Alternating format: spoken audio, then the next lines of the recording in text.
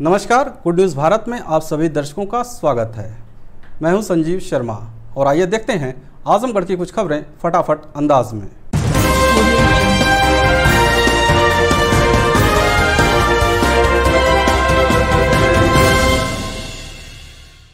आजमगढ़ जिले के सदर तहसील क्षेत्र के पोखरी तालाबों से ऑपरेशन मुक्ति अभियान के तहत अतिक्रमण को हटाया जाएगा। एसडीएम सदर ने दी जानकारी।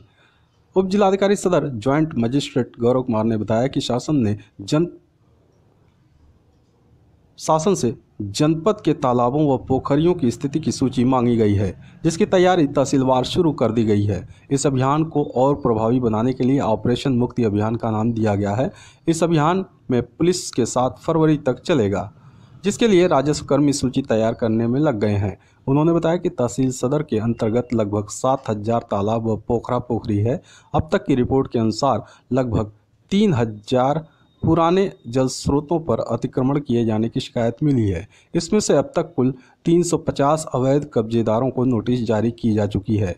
पुराने साल के आखिरी माह यानी दिसंबर में अभियान चलाकर 136 तालाब व पोखरों को अतिक्रमण से मुक्त कराया जा चुका है। सभी राजस्व निरीक्षकों एवं हल्का लेखपालों को निर्देशित किया गया है कि अभियान की सफलता के लिए जल्द से जल्द पोखरी व तालाबों का भौतिक सत्यापन कर रिपोर्ट प्रस्तुत करें, जिससे अवैध कब्जे से पुराने जल स्रोतों को मुक्त कराया जा सके। आजमगढ़ जिले की सांस्कृतिक धरोहर हरियौत कला भवन का निर्माण पैसे के अभाव में समय से नहीं हुआ पूरा, रंगकर्मियों में आक्रोश। बता दें कि हरियौत कला भवन प्रदेश सरकार की महत्वाकांक्षी परियोजनाओं में शामिल है। इसका निर्माण 27 दिसंबर 2014 से कार्य शुरू हुआ और नवंबर 2016 में ही पूरा हो जाना था, लेकिन किस्तों में मिल रही शेष धनराशि के कारण परियोजना का कार्य अभी तक पूरा नहीं हो सका। कला भवन में कला व संस्कृति के साथ साहित्यकार अयोध्या सिंह उपाध्याय हरियौत और महापंडित राहुल सांस्कृत्यायन की स्मृतियां सजो कर रखी गई थीं। समय पर रंगमंच के कलाकार अपनी विधा निखारते थे, लेकिन निर्माण पूरा न होने से स्मृतियां धूमिल होती जा रही हैं। बता दें कि वर्ष 2006 में बारिश के दौरान जर्जर हरियौत कला भवन धराशायी हो गया था। प्रदेश में सपा सरकार बनी तो मुख्यमंत्री की महत्वाकांक्षी योजना में शामिल करते हुए 17,17,73,000 का प्रोजेक्ट बना। स्वीकृति के बाद 8 करोड़ रुपए अवमुक्त हुआ। कार्यदायी संस्था CNDS ने 27 दिसंबर 2014 से कार्य शुरू करा दिया। निर्माण कार्य को नवंबर 2016 में ही पूरा हो जाना था। कार्यदायी संस्था ने 29 फरवरी 2016 को 610.35 लाख एवं 11 जुलाई 2016 को 799.70 लाख रुपए धनराशि की उपयोगिता का प्रमाण पत्र भी प्रेषित कर दिया गया था। शासन को अब तक खर्च हुए धन की प्रगति रिपोर्ट भी भेज दी गई, लेकिन 2019 तक कुल 10 लाख रुपए ही मिले। कार्यदायी संस्था ने शासन से कई बार शेष धनराशि की मांग की, लेकिन अभी तक शासन ने धनराशि जारी नहीं किया। पैसा नहीं आया था, उसकी वजह से काम रुका हुआ था। अब कुछ पैसा आया है तो काम चल रहा है। अब तक कितने कार्य पूरे हो चुके हैं? क्या क्या कंस्ट्रक्शन का लगभग 95% हो चुका है। बाकी AC का और लाइट का अंदर चल रहा है काम। कब तक अंदेशा है कि कला भवन पूर्ण रूप से तैयार हो जाएगा? और पूर्ण रूप से तो जब पैसा आएगा पूर्ण रूप से तभी पूरा हो पाएगा। कितने बजट अभी और रुके हुए हैं? अभी तो लगभग 2 करोड़ 52 लाख आया है। 7 करोड़ लगभग आना था, तो अभी लगभग 4.5-5 करोड़ रुका हुआ है। तो वहीं कला भवन का निर्माण कार्य पूरा न होने से आजमगढ़ के नाट्य कलाकारों में रोष देखने को मिला। लोकमंच कलाकार सुनील दत्त विश्वकर्मा ने बताया कि कला भवन के निर्माण न होने से उन्हें अपनी कला का प्रदर्शन कहीं बाहर करना पड़ता है, जिसमें कई तरह की आर्थिक परेशानियों का सामना करना पड़ता है। कला भवन के बन जाने से कलाकारों को एक स्थायी मंच मिल जाएगा, जिससे वह अपनी प्रस्तुति को दे सकते हैं। कम बजट में उनका काम भी हो जाएगा। कला भवन मुझे जहाँ तक दिख रहा है, ये पिछले 3 सालों से इसका निर्माण कार्य जारी है, जबकि इसके अब तक पूर्ण हो जाना चाहिए, लेकिन ये दुर्भाग्य हम कलाकारों का कि अभी तक पूर्ण नहीं हो पाया है। ये कला भवन अधूरा रहने से कितनी परेशानियों का सामना करना पड़ रहा है? कला भवन बन जाता तो बहुत सारी आर्थिक परेशानियों के साथ साथ हम लोगों को रिहर्सल करने की जो परेशानी होती है, अभ्यास करने का, उसकी परेशानी से भी हमको मुक्ति मिलती। और कला भवन बन जाने का सबसे बड़ा फ़ायदा जिले के कलाकारों को होता कि उन्हें एक अच्छी जगह पे उच्च स्तरीय मंच, लाइट, साउंड और सारी सुविधाएं मिलती, और साथ में एक जो कह सकते हैं कि कम बजट में भी वो अपना कार्यक्रम कर सकते हैं, लेकिन आज दुर्भाग्य है कि ये कला भवन अधूरा रहने के कारण ना हम कोई अभ्यास स्थल हमारे पास है, ना कोई बड़ा ऐसा कोई प्रेक्षागृह है जहां हम कार्यक्रम करें। राहुल प्रेक्षागृह बना तो जरूर, लेकिन सफ़ेद हाथी की तरह से आज ध्वस्त हो चुका है। और कला भवन पता नहीं कब बनेगा, ये हम लोगों को भी नहीं पता लग रहा है। और कलाकारों को निसंदेह से बहुत सारी परेशानियां हो रही हैं। अगर कला भवन बनता तो जो हम सब कोई भी अपना आयोजन करते हैं, नाटक करते हैं या कोई भी कार्यक्रम करते हैं, तो जो बाहर विभिन्न स्कूलों में या कहीं पे जाके करते हैं जहां हमें टेंट, लाइट, साउंड सब अलग से लगाना पड़ता है, उसका ये जो अतिरिक्त खर्च गिरता है वो शायद हम सबके ऊपर भार ना पड़ता। रंगमंच को गति मिलती, रंगकर्मियों को गति मिलती, नए कलाकार पैदा होते और अभ्यास करने का स्थल मिलता, तो हम सब निरंतर अपनी प्रस्तुतियों में और धार लाते। आजमगढ़ जिले में AIMIM के नवनियुक्त जिला सचिव ने कहा, सभी धर्म के लोगों को साथ में लेकर चलूंगा। बता दें कि शहर के एक होटल में कार्यक्रम का आयोजन कर AIMIM के ने नई जिला कार्यकारिणी का गठन किया। इस दौरान नवनियुक्त पदाधिकारियों को सम्मानित करते हुए उन्हें सदस्यता प्रमाण पत्र दिया गया। मीडिया से बातचीत करते हुए AIMIM के जिला सचिव जावेद आलम ने कहा कि पार्टी को मजबूती प्रदान करने के लिए वह कटिबद्ध हैं। सभी धर्मों को साथ में लेकर चलते हुए गरीबों मजलूमों को न्याय दिलाने के लिए संघर्ष करते रहेंगे। सभी हिंदू मुस्लिम एक साथ रहे, कोई नफरत की बातें नहीं इसमें होगी, सबको एक साथ लेके चलना। आज जो महंगाई बढ़ रही है उसके मद्देनज़र और किसानों की जो क्या हो रही है, मतलब उसके ऊपर जो बातें हैं इनको हम लेके चलेंगे। जो किसानों को लोग कहते हैं कि किसान बुरा है या किसान को हम नहीं जानते, तो ये गलत बात है। अगर किसान ना होता तो हमको अन्न नहीं मिलता खाने के लिए।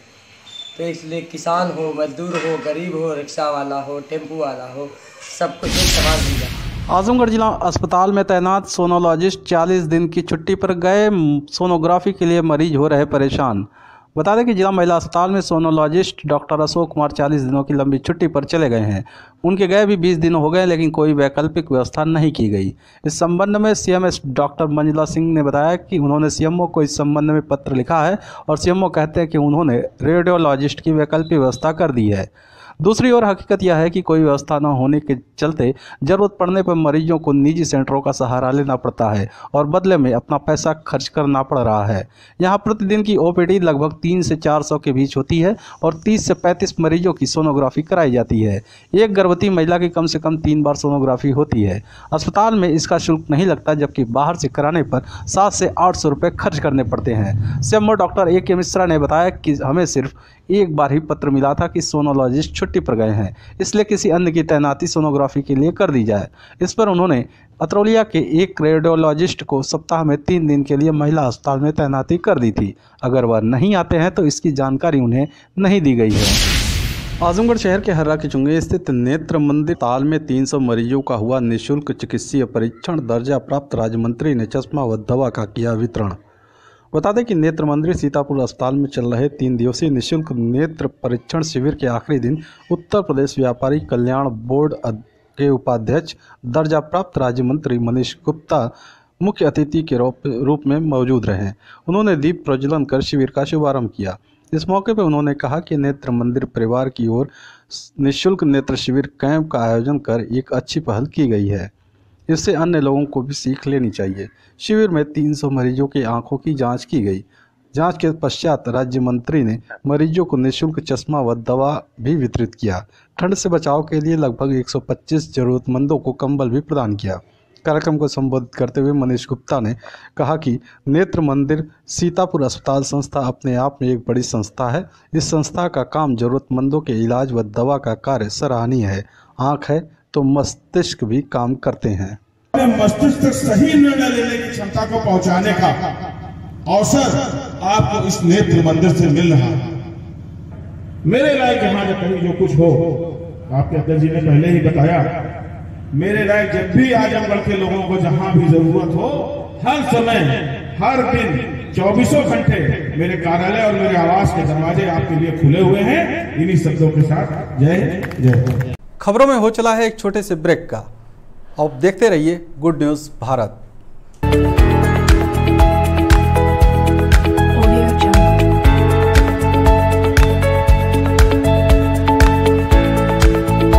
ब्रेक के बाद एक बार फिर से आपका स्वागत है और आइए देखते हैं आजमगढ़ की कुछ खबरें फटाफट अंदाज में। आजमगढ़ जिले के विकास भवन सभागार में जिला स्तरीय समिति की बैठक में जिला पंचायतों के वार्डों पर आई आपत्तियों की सुनवाई हुई पूरी। अंतिम प्रकाशन 6 जनवरी को होगा। बता दें कि जिला स्तरीय समिति में शामिल सीडीओ आनंद कुमार शुक्ला, डीपीआरओ लालजी दुबे, जिला पंचायत के अपर मुख्य अधिकारी AK सिंह ने जिला पंचायतों के वार्डों पर आई आपत्तियों पर सुनवाई की। इस दौरान आपत्तिकर्ताओं में 6 लोगों ने अपनी अपनी शिकायत दर्ज कराई। किसी ने वार्ड में शामिल गांव को हटाकर दूसरे गांव को जोड़ने की मांग की, तो किसी ने वार्ड में शामिल गांव को हटाने के लिए तर्क दिया। जिला पंचायत राज अधिकारी लालजी दुबे ने बताया कि आपत्तिकर्ताओं में से 6 लोगों ने समिति के समक्ष अपनी अपनी बात को रखा। अब अभिलेखीय जांच के बाद आपत्तियों का निस्तारण कर 6 जनवरी तक जिला पंचायत के वार्डों का अंतिम रूप से प्रकाशन कर दिया जाएगा। इसके पूर्व भाजपा जिलाध्यक्ष ध्रुव सिंह सहित 11 लोगों ने भी आपत्तियों को दर्ज कराया था। आजमगढ़ जिले में 3 जनवरी को आई जांच रिपोर्ट में 1 नए कोरोना पॉजिटिव मरीज मिले हैं। सीएमओ डॉक्टर AK मिश्रा ने इसकी पुष्टि की। मुख्य चिकित्सा अधिकारी डॉक्टर AK मिश्रा ने बताया कि पूर्व में प्रेषित सैंपल में से एक व्यक्ति की जांच रिपोर्ट पॉजिटिव प्राप्त हुई है, जिसमें ट्रू नॉट मशीन का एक केस है। मुख्य चिकित्सा अधिकारी डॉक्टर AK मिश्रा ने बताया कि जिले में अब तक कुल 5,943 कोरोना पॉजिटिव मरीज पाए गए हैं। वर्तमान समय में 95 सक्रिय मरीज हैं। 5,769 मरीज स्वस्थ होकर डिस्चार्ज किए जा चुके हैं, तो वहीं 95 मरीजों की मौत हो चुकी है। आजमगढ़ जिले में राष्ट्रीय पारिवारिक लाभ योजना के तहत स्वीकृत 291 लाभार्थियों के खाते में भेजी गई 87,30,000 की धनराशि डीएम ने दी जानकारी। जिलाधिकारी राजेश कुमार ने बताया कि राष्ट्रीय पारिवारिक लाभ के लिए जिला स्तरीय समिति की बैठक में जिले के 291 लाभार्थियों का चयन किया गया था। इसके लिए कुल 87,30,000 रुपये आवंटित किया गया था। इस धनराशि को सभी लाभार्थियों को RTGS के माध्यम से उनके बैंक खाते में भेज दी गई है। उन्होंने बताया कि पारिवारिक लाभ में उन लाभार्थियों को शामिल किया जाता है जिनके परिवार की कमाऊ व्यक्ति का आकस्मिक निधन हो जाता है। इसके लिए ऑनलाइन आवेदन किया जाता है और इसकी जिला स्तरीय समिति स्वीकृति प्रदान करती है। मसीरपुर के एक मैरिज हॉल में भाजपा जिला पंचायत कैथी शंकरपुर की आवश्यक बैठक हुई संपन्न। विकास खंड लालगंज के संस्कार मैरिज हॉल में भारतीय जनता पार्टी जिला पंचायत क्षेत्र कैथी शंकरपुर की एक आवश्यक बैठक संपन्न हो गई। इस अवसर पर कार्यक्रम के मुख्य अतिथि ऋषिकांत राय, भाजपा जिलाध्यक्ष लालगंज ने कहा, हमें लोगों को विकास की ओर मोड़ना है। उन्होंने कहा, पंचायत चुनाव को देखते हुए पार्टी ने सभी पंचायत स्तर पर प्रभारी नियुक्त किए हैं और इस चुनाव को उन्हीं के नेतृत्व में पार्टी लड़ने की मंशा बना चुकी है। इस अवसर पर सर्वेश राय, जिला पंचायत संयोजक कैथी शंकरपुर, सुखदेव सिंह, रामनयन सिंह, ओम प्रकाश सिंह, संचिता श्री चौहान, योगेंद्र राय, सुनील सिंह, इंद्राज चौहान, जयदीप श्रीवास्तव, कविंद्र प्रताप सिंह, वीरेंद्र राय, आशीष सिंह, हरेंद्र सिंह, अनिल यादव आदि कार्यकर्ता मुख्य रूप से उपस्थित रहे। मई खड़गपुर श्रीरामगंज में रुद्रा डिस्ट्रीब्यूटर्स द्वारा निःशुल्क आंखों की जांच एवं दवा वितरण का 1 दिवसीय शिविर आयोजित। रुद्रा डिस्ट्रीब्यूटर्स के प्रोपराइटर शत्रुद्र प्रसाद राय ने बताया कि आज प्रातः 10 बजे से उपरोक्त कैंप लगाया गया, जिसमें आंखों की सारी कठिनाइयों की जांच और इलाज किया गया। इसमें आंख के रोगियों ने आकर आंख का परीक्षण कराया तथा मुफ्त में दवा प्राप्त की। इस अवसर पर ब्लड प्रेशर, शुगर आदि की जाँच की गई। जाँचोपरांत ऑपरेशन किया जाएगा। श्रीरामगंज मई खड़गपुर हाईवे 233 अमीलिया मोड़ पर स्थित इस कैंप के अवसर पर भारी भीड़ देखी गई, जिसमें रीता बालडीह, सुनील दुबे गोमाडीह, राजेश पुठिया, अजय बर्नवाल अमानगंज, नंदलाल राम किस्मती देवी मिर्जापुर, नंदलाल राम मई खड़गपुर, संजय यादव सराय मोहन, सुशीला गोसाई की बाजार, लायकदार अमीलिया, अजय यादव करिया गोपालपुर, भूलन राम लक्ष्मीपुर, राजकुमार गोसाई की बाजार, निर्मला अमौड़ा आदि मरीज लाभ अर्जित किए।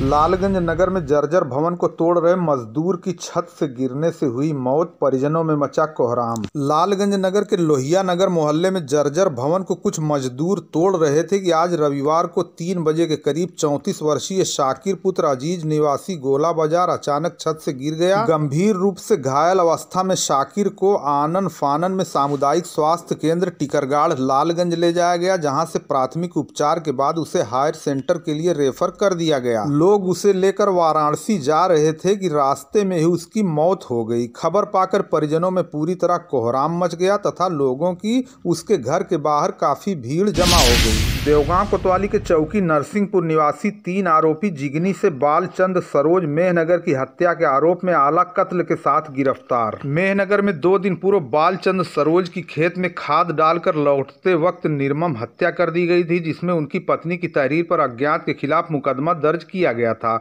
इसमें पुलिस ने बड़ी कार्रवाई करते हुए 3 अभियुक्त को जिगनी बाजार तिराहे से गिरफ्तार कर लिया। तीनों अभियुक्त देवगांव क्षेत्र के निवासी हैं। सीओ लालगंज मनोज कुमार रघुवंशी के कुशल निर्देशन में मेहनगर प्रभारी निरीक्षक क्षेत्र में मामूर थे कि मुखबिर खास की सूचना पर हत्या में इस्तेमाल टेम्पो से जा रहे तीनों अभियुक्त को जिगनी बाजार के तिराहे पर पकड़ लिया गया। नाम पता पूछने पर उन्होंने अपना नाम देवानंद सोनकर पुत्र मीता सोनकर निवासी चौकी नरसिंहपुर देवगांव और दूसरे ने अपना नाम अजय सोनकर पुत्र मीता सोनकर निवासी चौकी नरसिंहपुर और तीसरे ने अपना नाम विजयी राम पुत्र स्वर्गीय बरसाती राम निवासी चौकी नरसिंहपुर कोतवाली देवगांव बताया। पुलिस के अनुसार अभियुक्त देवानंद की निशानदेही पर घटना में प्रयुक्त आला कत्ल चापड़ भी बरामद किया गया। गिरफ्तार अभियुक्तों का चालान करके माननीय न्यायालय भेज दिया गया। गिरफ्तार करने वाली पुलिस टीम में प्रभारी निरीक्षक प्रशांत कुमार के साथ अपराध निरीक्षक राजेश कुमार मिश्र और साथी पुलिसकर्मी उपस्थित रहे।